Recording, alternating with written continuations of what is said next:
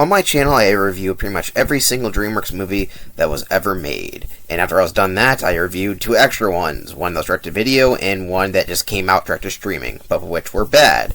But I had a fun time reviewing them, and I meant to keep up to date with them. But unfortunately for me, I forgot to review the most recent one. Because, I don't know why, I didn't catch it till now. And it's a shame too, because the newest DreamWorks movie might be one of their best ones. By a lot. And of course, that movie is the most recent DreamWorks movie until the end of this month, The Wild Robot. I basically have no reason that I didn't watch this movie. I just couldn't go to the theater, and it was only on theaters. In fact, I had to pirate this thing, which I feel bad for, but I don't have a lot of money right now.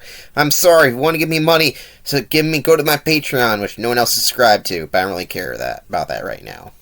But don't worry about that, because if you're going to spend your money, I recommend finding a way to watch this and supporting this, because this is a really good movie, which you can tell just by looking at it. When I saw this art style and the concept, I was like, this movie's going to be pretty good. And then I saw the director was Chris Sanders, who directed Lilo and Stitch and How to Train Your Dragon. I was like, sold. It's a very well animated, very emotional, and very cute film that I really don't want to get into because I'd be spoiling the movie, and I think it's best if you don't know much about it. The main premise is there's this robot who's a wild robot because, it's stranded in the wilderness after getting shipwrecked, basically. The robot has to learn to adapt to this wilderness world without any humans to adapt to that's used to in its programming. We actually see it evolve slowly over time, becoming less and less mechanical and more, better chance to say it, wild. It's basically about showing kindness in a harsh environment. The wild is treated well like the wild, where everything's trying to eat each other and kill each other. But the robot knows nothing about this. It just tries to adapt. In a way, it changes everything else around it, becoming its kind of a protector in a way, and helping everything out. In a way I don't want to get into, but it's really good. Just trust me. This is the first movie I've seen in a while where I actually was getting emotional at. I don't know why recently I just haven't been that. I've kind of been a little numb recently emotionally, so film actually getting me emotional was something that I wasn't expecting, and this film actually got that for me. I won't get too into it, but this film is about found family, and I'm a sucker for that storytelling. I can see it again and again. I never get tired of it. The only real complaint I have with the film is that the pacing's a little weird, but I feel like on a rewatch wouldn't be an issue. Sometimes it just jump cuts for certain different eras and age time passes, which is fine. It just sometimes it's I wasn't really ready for that, so I had to change my mind, I guess, if that makes any sense. It's one of those things that wouldn't bother me in a rewatch, but I was like, okay, I'm getting into this as this thing's a baby, and then the next scene, it's adult. Well, in the context of the film, it makes sense, but it's something you weren't really expecting, and the movie does do that a lot. There's a lot of unexpected things in the film, surprisingly. But yeah, this film is really good, and if this thing doesn't win Best Animated Picture, here's something wrong. I haven't seen Flow, but Inside Out 2 and Wallace and Gromit, those films are fine, but they're not this movie. Even though DreamWorks has released some stinkers too, this and other, Puss in Boots is still pretty recent, really showcases there's still a lot of talent in DreamWorks, a lot more so than Disney and Pixar have recently. Even with their more duddy films like Kung Fu Panda 4 and Orion, I thought those films were perfectly fine compared to other Pixar films and Disney films which just weren't that great. I'm glad that even though they're owned by Universal, that DreamWorks doesn't feel like they've been Illuminate Nation-fied, they can make some original and great films, and I'm happy that The Wild Robot is one of them. One of the most interesting things about this movie is that apparently it's already confirmed to have a sequel, which I don't mind, but I really don't know what they're going to do next.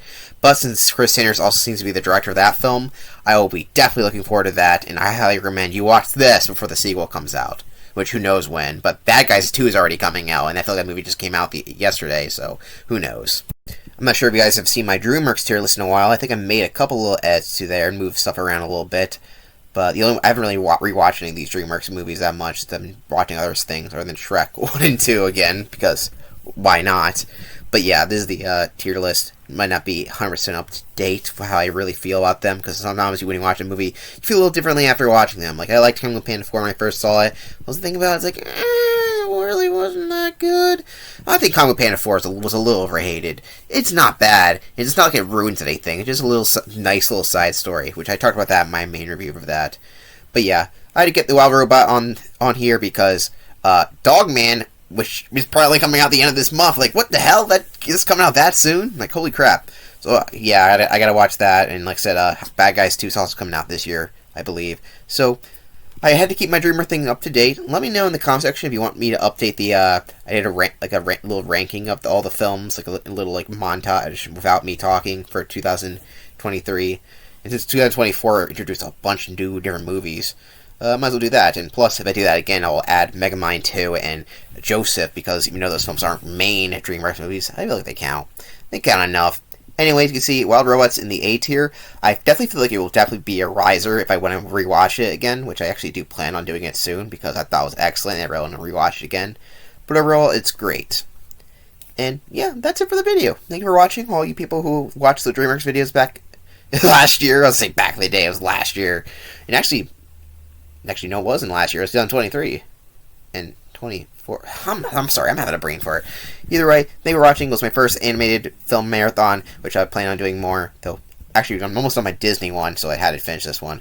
I actually plan on doing another marathon of films that isn't animated related. Something that actually I haven't really seen anyone really do before. Kind of, but not really. So that's going to be exciting. So there's a lot more stuff to stay tuned for. And yeah, we'll be doing Dogman whenever that comes out. If I have the opportunity to get it, it might be sooner than later. Who knows?